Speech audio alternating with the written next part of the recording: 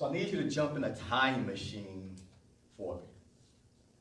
And let's travel back to what I would consider some of the most transformational years in our lives. In my mind, it is one of the toughest transitions that we would ever have to make in our lives. And that is that transition from elementary school to middle school. Think about it. In elementary school, you have that one teacher.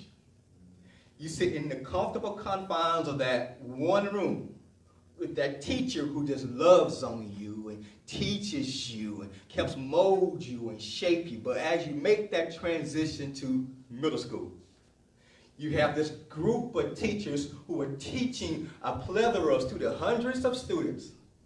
And now you got to find your way in the midst of all of that. Your body is beginning to change.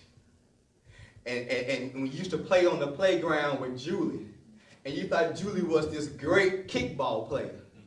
But now not only is Julie a great kickball player, but she's kind of cute also. You trying to figure all this stuff out. You know, you had friends.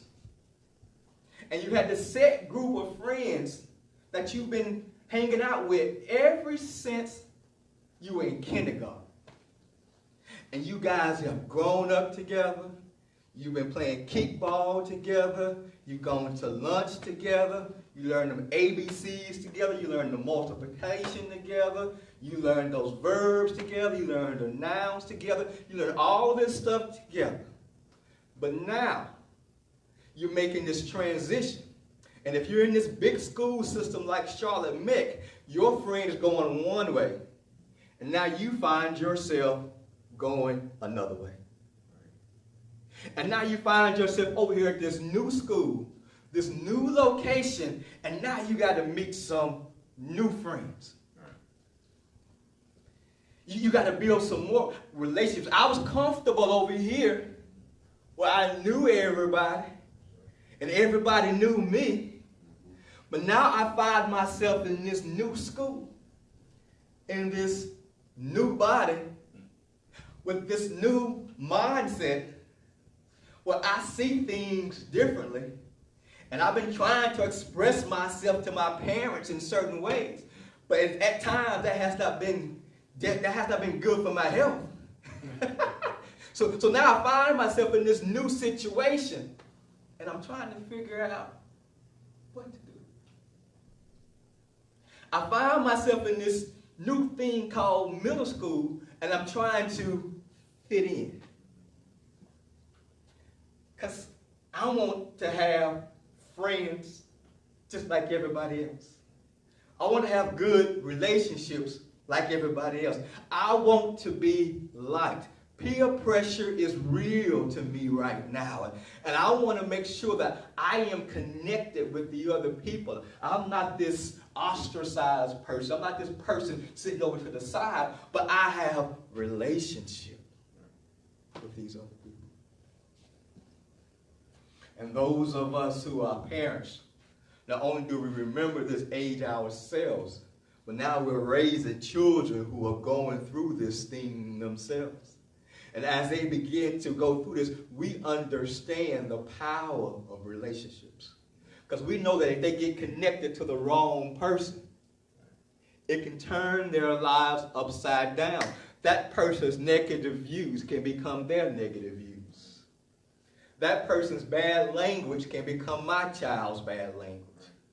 That child's bad habits can become my child's bad habits. So we find ourselves praying over our children, being nosy, checking their phones, doing all different types of stuff to make sure that they are in healthy, productive relationships.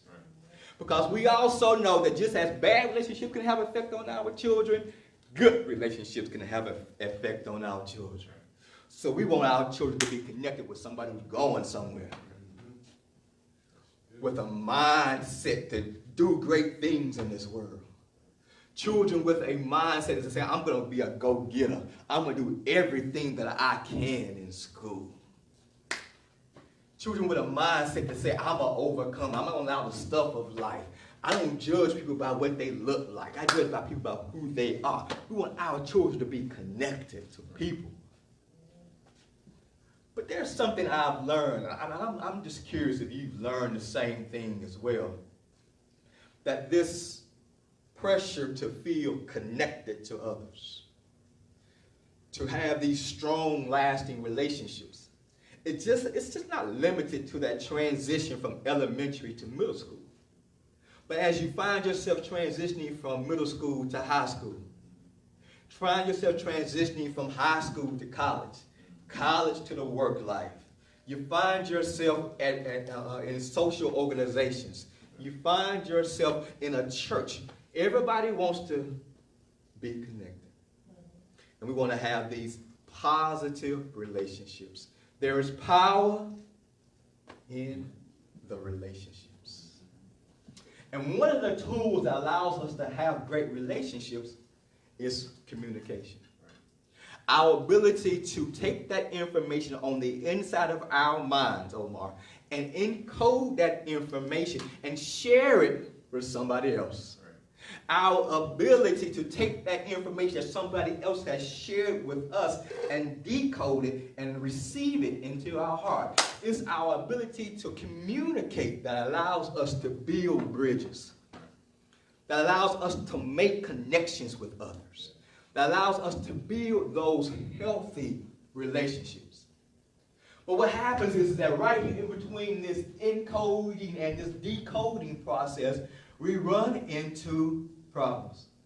Because I'm taking my thoughts, my ideas, my dreams, my passions, the things that are on the inside of my heart, my likes and my dislikes, and as I'm taking that information and encoding it and sending it over to you, there's times in which you don't hear what I think I sent over to you. And now we're sitting here having this misunderstanding because there's problems in the encoding and the decoding process.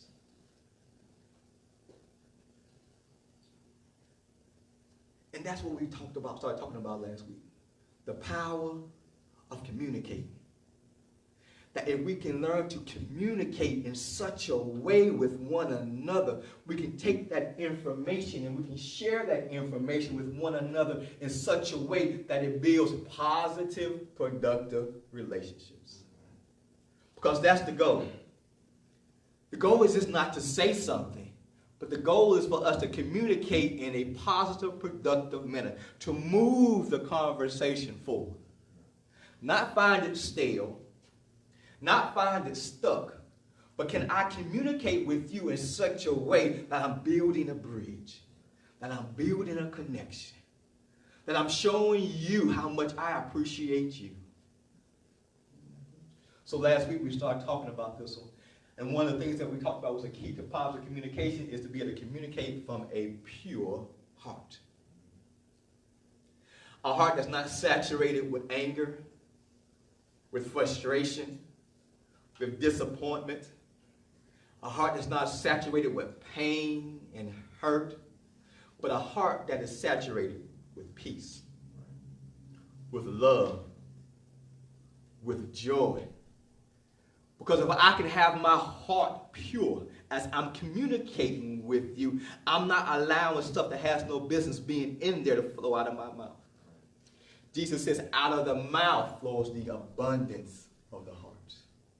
So if my heart is pure, if my heart is filled with good stuff, if I've taken care of some of that stuff I did back then, if I've taken care of some of that stuff that was done to me, and I don't have any malice or any bitterness in my heart, it helps me in my ability to communicate with others. We talked about communicating with empathy, meaning communicate from the other person's perspective. Being able to communicate with Andre in such a way that I see the issue from Andre's perspective. That I can see what he's trying to say. I can understand his feelings, understand his mindset. I understand what he has been through and why he says some of the things that he says and why he does some of the things that he does. Because I'm not just looking at this thing from my point of view, Like I'm the only one with the issue. Or like I'm not the only one with the problem going on in this world. But I see it from Andre's perspective. So now as I come communicate with him, I'm communicating with the mindset that Andre has this mentality. Let me choose my words wisely. Andre sees it this way. I don't necessarily see it that way, but it's not wrong for him to see it this way. Let's see how we can communicate in such a way that we find a happy medium. I'm communicating with empathy. Not one-sidedly, not only from my own individual perspective, but I'm communicating with him from his point of view. Then communicate with the understanding of the power of emotions. Understanding that sometimes we find people, when we begin to communicate with them, they're not having a great day. And sometimes some of the things that come out of people and come out of their mouth is not because that's what they truly believe. Right. It's not because they are a horrible person, but there's some stuff still on the inside of their heart. They're going through some things. They had a bad day at work. They had a bad day at home. They had a bad day at school. And now when you come in contact with them, some of that stuff on the inside of them begins to flow out of them. There's power in those emotions. And there's power in our ability to understand that as people are communicating with us, that those emotions are going with it. It's not just about the words, but it's about the words and the emotions going with it. That stare on my face means something.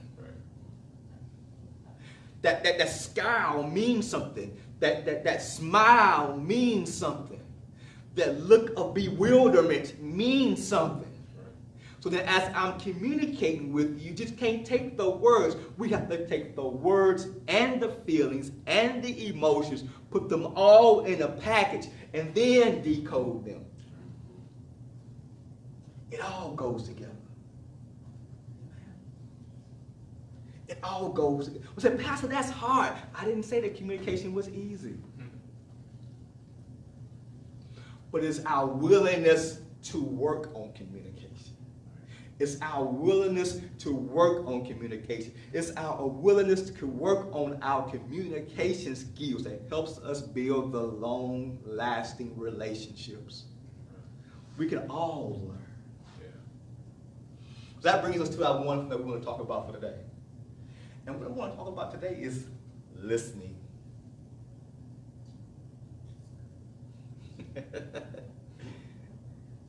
Listening. By listening, I mean being able to receive. That decoding thing that we put on there, being able to receive what the other person is trying to say. Being able to receive the information that they're sharing. Receive the stuff that's rumbling around in their mind. The stuff that is on their heart. The likes, their dislikes, their passions, their joy. Being able to receive the information that they are sharing with us. I like one author's description of it. He talks about the fact that when people communicate with us, they're sending out all of this information. And they're sharing all these different things with us. And active listening is a matter of grabbing all of that stuff. So as somebody's beginning to communicate with me, I'm grabbing this thought.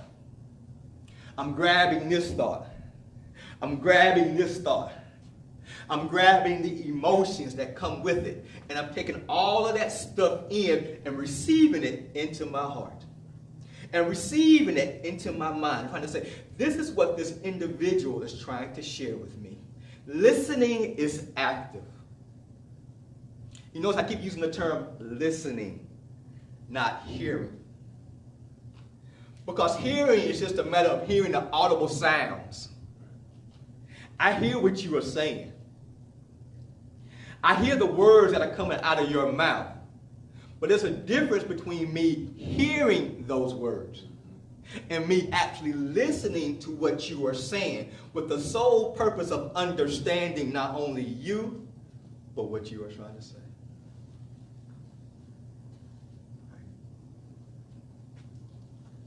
Listening says, I'm going to reach out and grab it.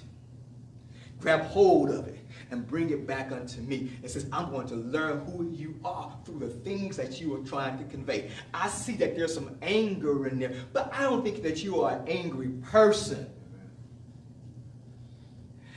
I hear all this stuff that's how you built up around your heart. I hear a bunch of bitterness coming out of your mouth right now, but I don't think that you are a bitter person. Because I'm not just listening to the words that are coming out of your mouth. I hear your heart. I hear somebody who's been frustrated. I hear somebody who's been going through a divorce. I hear somebody who got laid off at the previous job.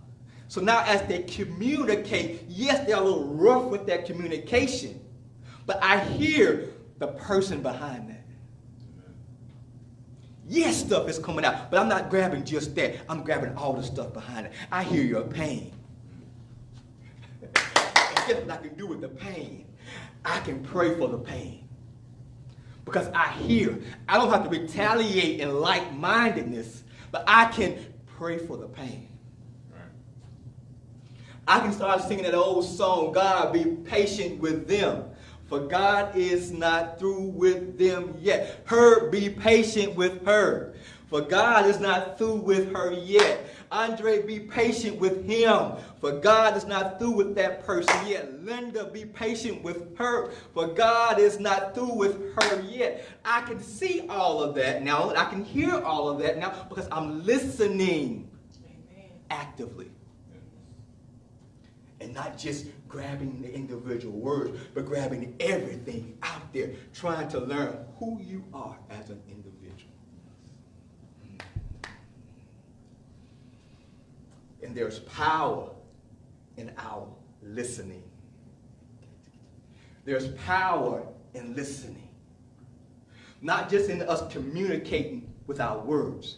Not just the words flowing out of our mouth, but the power lies in my ability to listen.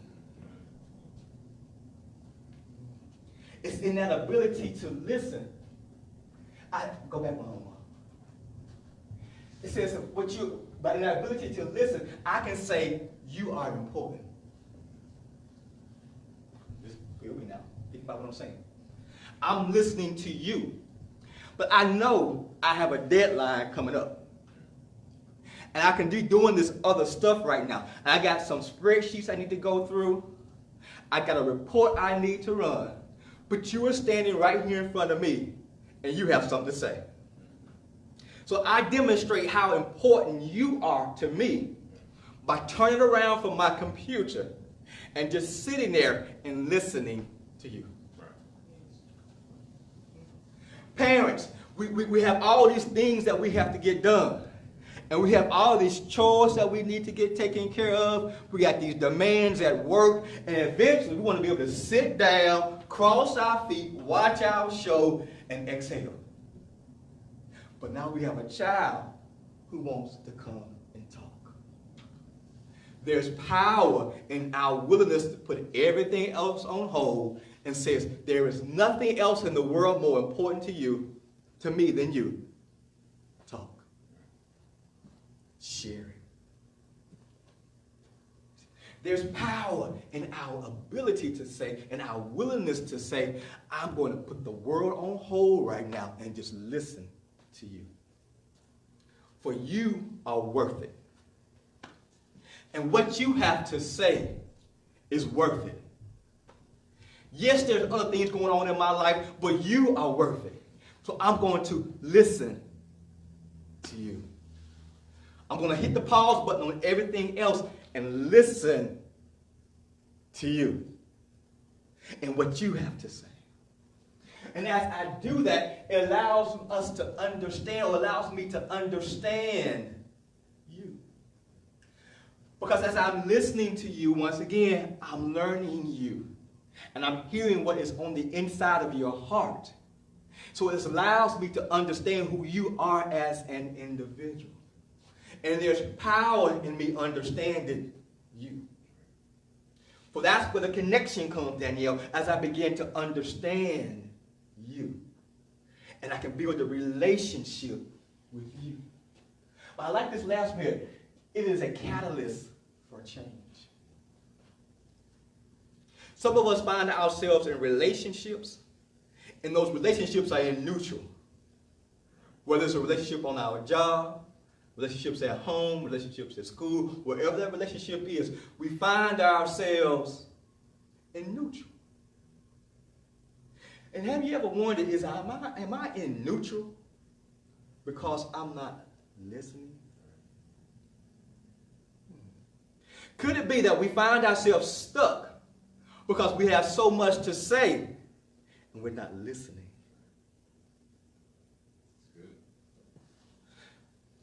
Change comes as I begin to learn the individual. And I understand from their perspective. And as I understand situation from their perspective, now I can make some adjustments. Yes, I know what I like. Yes, I know what I want to say. But there comes a time in which we have to say, let me listen to what the other person has to say. There are some of us, and we're trying to go places, and the thing that's stopping us is our unwillingness to listen. There's some of us, and we've been finding ourselves arguing about the same thing over and over and over and over again. But we would just take the time to listen to one another, we will find that we have more in common than we thought. That we're both saying the same thing in different ways, but we won't stop long enough to listen to one another. There's power in our ability to listen. Change begins when we begin to listen. Relationships are built as we begin to listen. We begin to understand one another as we begin to listen. Let's talk about some keys to effective listening. Get this one here. Stop talking and start listening. Solomon said there is a time to keep silent and a time to speak. I need to say that one more time. Solomon said there's a time to keep silent and a time to speak. A time to keep silent and a time to speak. There's a time to keep your mouth closed and listen. There's a time for us to give our input and say what is on our mind. But then there's a time for us to listen. And our ability to understand the difference between the two has a big determinant on our success. Wisdom says, I know when to listen. Wisdom says, I know when to keep my mouth closed. Wisdom says, yes, they are saying something I don't like, but it's not up to me right now to say anything about it. I'm going to keep my mouth closed. Yes, I'm on this job, and yes, I have my personal opinion right now, but it's not time for me to offer them my personal opinion. Let me be wise with my words. Yes, I don't like what she said, but it's time for me just to be quiet and allow her to get the rest of that out so that we can hold this conversation. Yes, I want to put him in this place, but for me to go back at him right now, it's all it's going to do is turn two people sitting there yelling at one another. So maybe I'm just going to be quiet.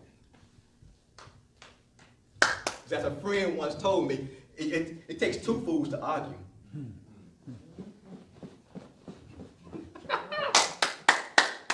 It takes two of us sitting there yelling at one another for us to argue. But if one of us can take the higher road and say, I'm going to be quiet. I'm going to listen. Look at how James put it. He says, know this, my beloved brothers. Let every person be quick to hear, slow to speak, slow to anger. Quick to hear, other version would say quick to listen, slow to speak. Quick to listen, slow to speak. Quick to listen, slow to speak. Think before you open your mouth. Can we put it like that? Can we start thinking before we open our mouths? and say something that we know we have no business saying? Be quick to listen. What are they trying to say? What are they trying to convey? What are they trying to share with me? Let me listen before I open up my mouth and say something that I have no business saying. Let me be quick to listen. You heard it before. We have 2 ears in 1 mouth. Let's use both of those ears and listen. Listen. Listen. Listen. Be quick to listen. Let's stop talking and start listening. Number 2, look at the next one. Focus on the speaker. I need your help with this one here. I'm going to do a little activity. I need your help. Everybody find a partner. So, Mike, I'm not going to go. I'm going to stand right here so you can go over there with your wife. I'm going to stand right here. I'm not going to move. And we're going to do a little activity. Facebook family, you can participate in this too. Find somebody in the room with you, in the house with you. Find a partner. I understand you got to do your social distancing. You can do this 3 feet apart, 6 feet apart. It don't really matter with your social distancing. But here's what we're going to do. What I want you to do is try to think about what you are going to do. One of the first things that you are going to do once this coronavirus stuff is over and we can go back to our normal. Whether for you that's going to the movies, going to the lake, whatever it is that you want to do, but you can't do right now because of the restrictions. What is that one thing that you want to do once this is over? And then once you get that in your mind, we're going to share that. But you can't say it in a normal way. What I want you to do is to spell it. So for example, for me, y'all know where I want to go. I-A-M-G-O-I-N-G-T-O-A-T-L-A-N-T-A T-O-W-A-T-C-H-T-H-E-B-R-A-V-E-S. What'd I say, Omar? I'm going to Atlanta to watch the Braves. I'm going to Atlanta to watch the Braves. Right? So y'all got what we're doing? Y'all got what we're doing? Everybody got it? So y'all go ahead, Facebook family. Don't have anybody? I'll say another one for you. You just focus on me. Y'all ready? Go. All right, Facebook family. Hit me and you. I-A-M-G-O-I-N-G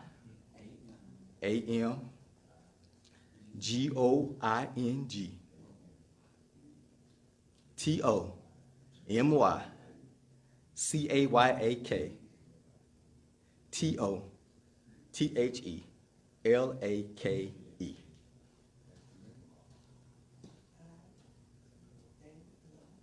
I think I probably spelled the word wrong, didn't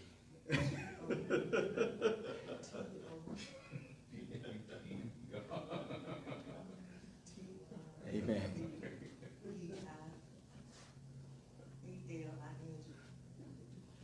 Y'all got it?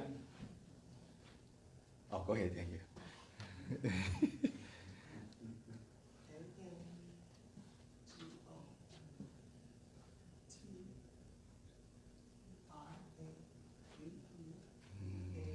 Where you going, Facebook family?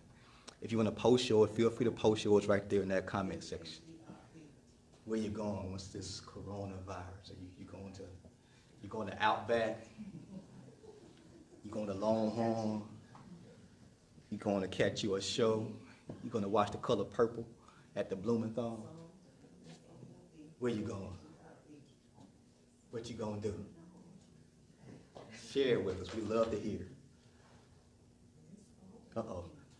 You wish I should turn the camera on some of these. They shaking and looking at each other like, you don't understand what I'm saying. All right, one more minute. We're gonna transfer. One more minute. We'll come back. Where you going, Facebook family? Where you going? Where you going? What you gonna do? Type it in the comments. Let us know. Let us know. All right. Let's reconvene. Mike, where you going? I'm sorry, Mike. Where Linda going?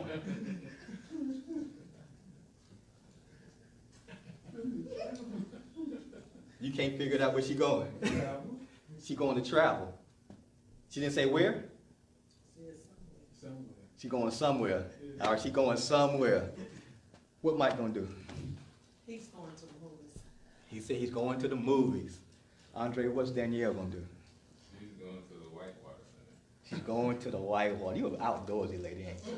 You always do some outdoors. He is going to buy toilet paper and paper towels.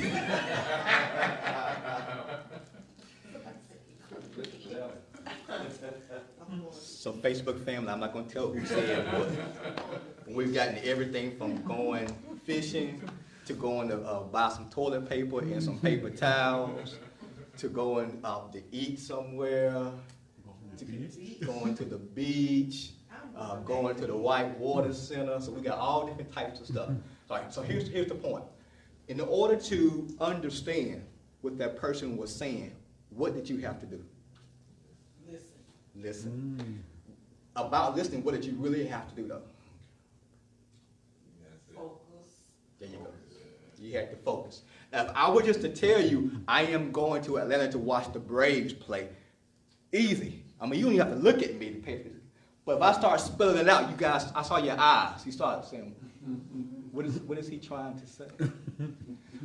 What if we took that same concept and as we would communicate with one another, we had that same focus? That we were not distracted by anything else, by our to-do plan, by what we have to do tomorrow. We were not distracted by our phones. We were not distracted by TV.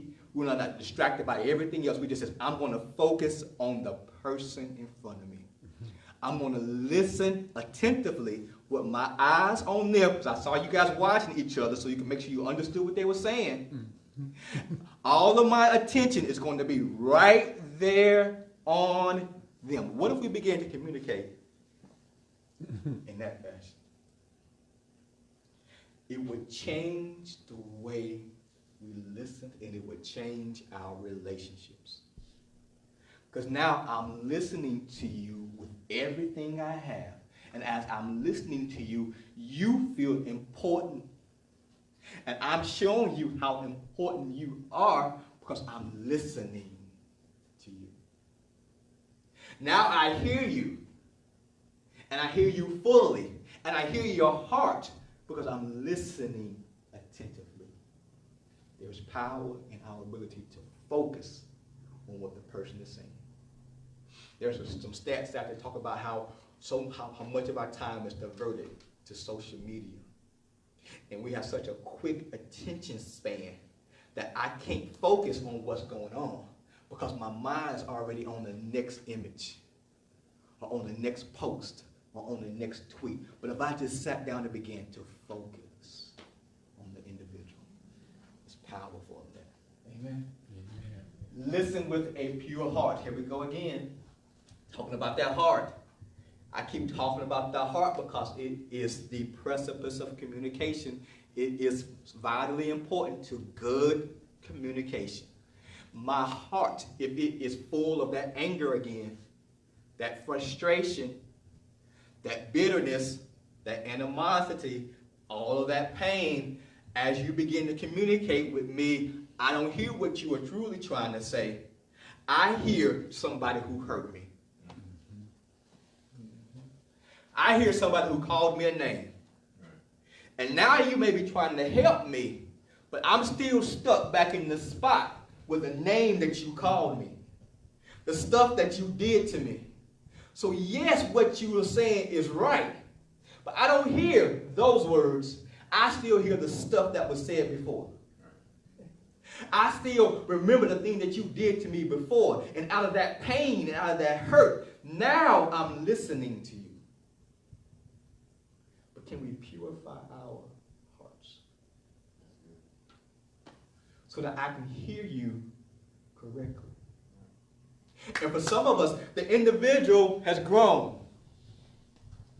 Yes, they made some mistakes. They've done some stuff they had no business doing, but they're changing. And they're doing things differently. But all we see is what they said back then. And although they have grown, we can't let them go forward in God because all we see is what they said before. And now as they communicate with me, all I see is what you used to be. The multitude couldn't receive Jesus because all they saw was the carpenter's son.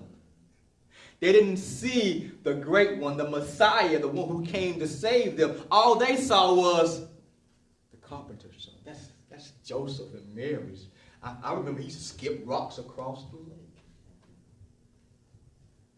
Sometimes we got to purify our hearts. All the time we got to purify our hearts, cleanse our hearts, so that we can allow what the other person is saying to come into our hearts.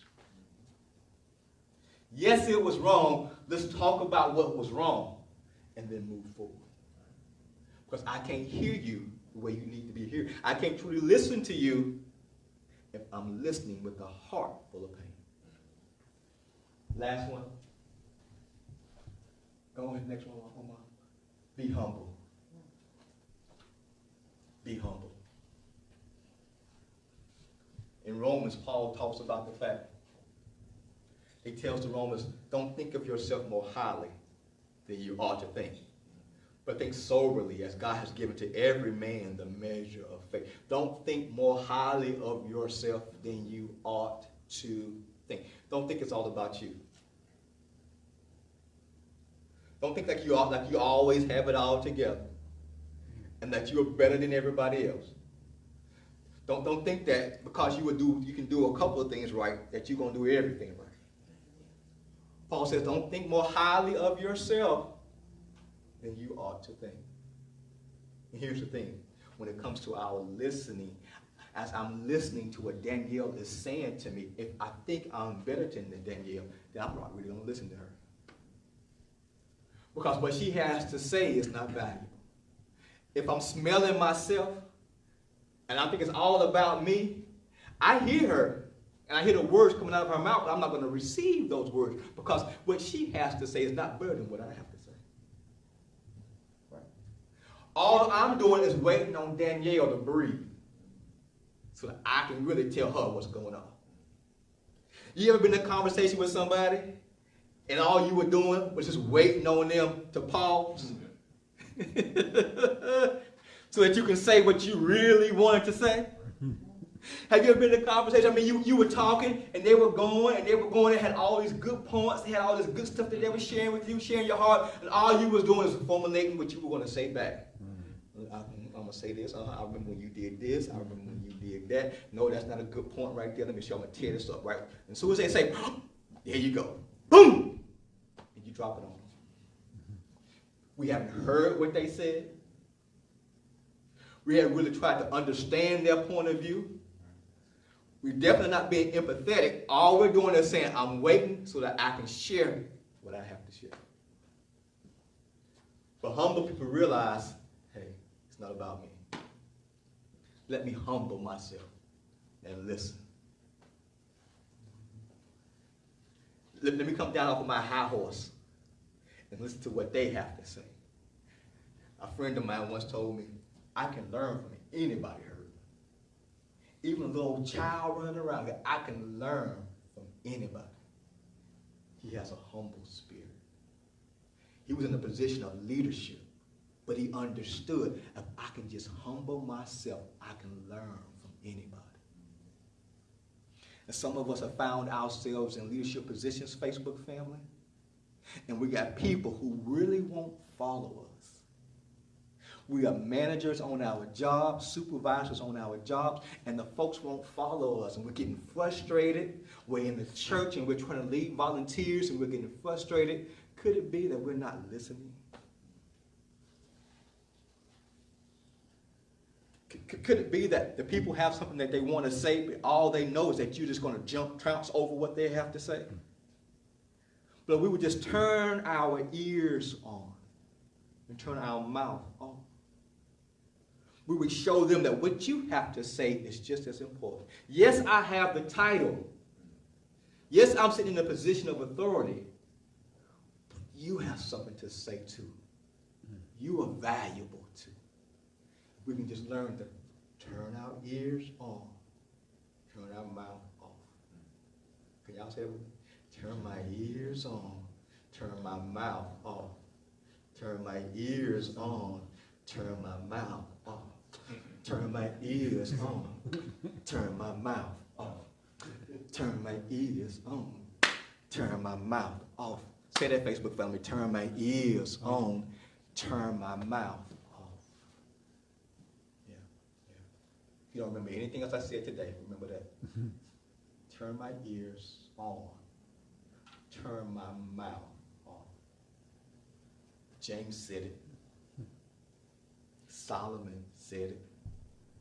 Jimi Hendrix talks about that's where the real wisdom is at. Not the knowledge, but in our ability to listen. So here's my challenge to you. Can you turn your ears on and turn your mouth off and begin to listen? Because there's power in our ability to listen. To be able to receive what another individual says. To be able to show them that you are so important that I can stop everything I'm doing to listen to you.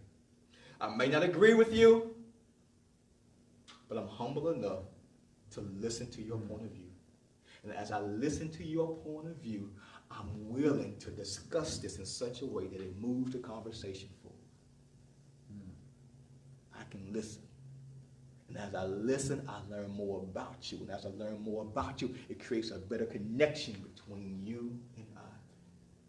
And all of that comes out of the power of listening.